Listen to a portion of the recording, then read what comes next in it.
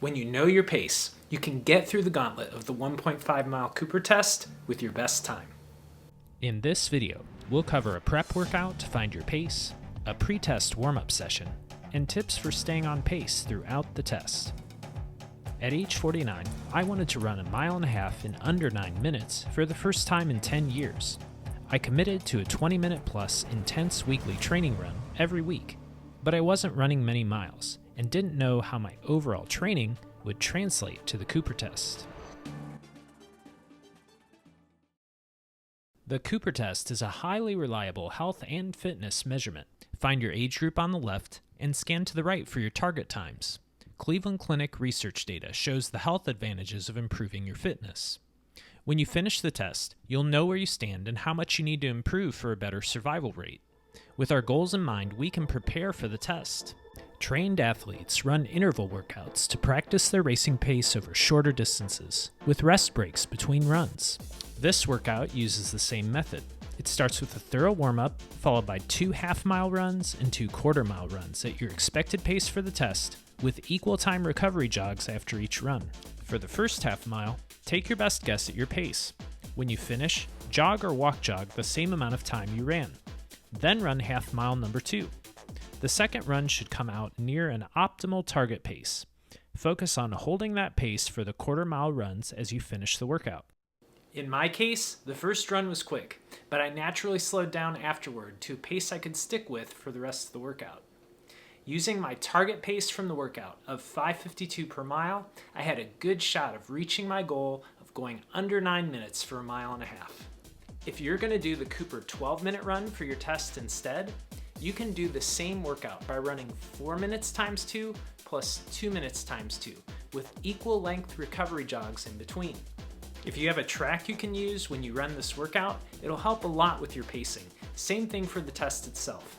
After you finish, make note of the pace you could run mid and late workout so you can use this pace during the test. Warming up is very important before any workout, especially when you're going to give maximum effort. I start with a brisk walk or a brief light jog, followed by calisthenics and stretching exercises to wake up and activate my running muscles. Next are running drills mixed with leg swings and stride cycles between the drills.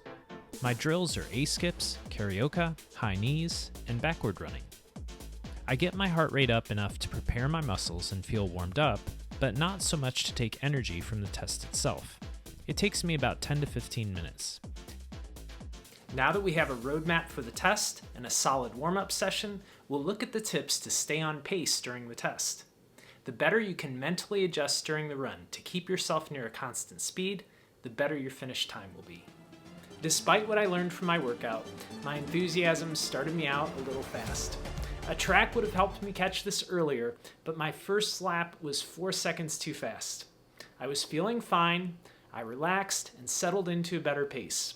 I overcorrected a bit for the second lap and ran 1:30.5, but then I was right on the mark on the third lap at 1:28. At the halfway point, I was right on pace, and then the challenge of the test kicked in. It's so hard to feel drained of energy and be so far from the finish line. I focused on maintaining a constant effort and letting go of any unnecessary tension. This is an excellent athletic discipline you can develop through cardio training. The hardest part was at the 1 mile mark. I was on pace for my goal at 5 minutes 54 seconds, but I was slowing down. My fourth quarter mile was 1:31. I decided this was okay. I stayed as relaxed as I could, and I pushed on the gas pedal. Near the end of a maximum effort, pushing on the gas may feel like acceleration, but that extra energy is really only holding the pace, which is what I managed to do. I had some adrenaline for the last quarter mile, and I ran it in 1:26, which gave me a finishing time of 8 minutes 51 seconds, which was only 1 second off my time from almost 10 years ago. The prep workout was a huge help. My mid-workout pace was almost exactly the same speed that I ran for the Cooper test. Here are 5 top tips for your best Cooper test. Warm up thoroughly without overdoing it. Don't start too fast. Stay with the pace from your prep workout. Relax and hold a constant, strong effort. Press on the gas to hold your pace. If you did the 12-minute run instead, it's just as accurate for fitness testing as running 1.5 miles. Find your age group on the left and scan to the right for your score. If you used a track, make note of where you finished on the track so you can add up your meters for the test. Convert the meters you ran to kilometers by putting a decimal between the first two digits. For example, 1,700 meters is 1.7 kilometers. Your results show exactly how much you need to improve if your score doesn't meet your goal.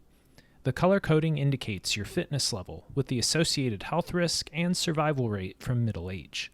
Dr. Kenneth Cooper found that the 1.5-mile run and the 12-minute run both closely correlated with VO2 max testing from a lab. 1.0 is a perfect correlation, and these tests had a correlation coefficient of 0.9, which is considered highly reliable. Fitness watches such as Garmin have released their own small studies claiming a high correlation with VO2 max lab tests, but independent studies and user feedback online are mixed.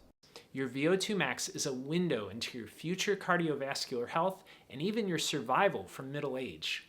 If you're not quite ready to run at a maximum effort, there is another possibility. Run the test at a submaximal effort and see if your score still matches your goal time for the test. Otherwise, you can get a VO2 max estimate from the Rockport walking test or a reliable cardio fitness rating from the 3-minute step test. Separate videos will cover both tests. This was the first video from episode 5 of our masterclass series, Fit for Your Life. We're covering tools for getting the health benefits you need from the lifestyle you enjoy.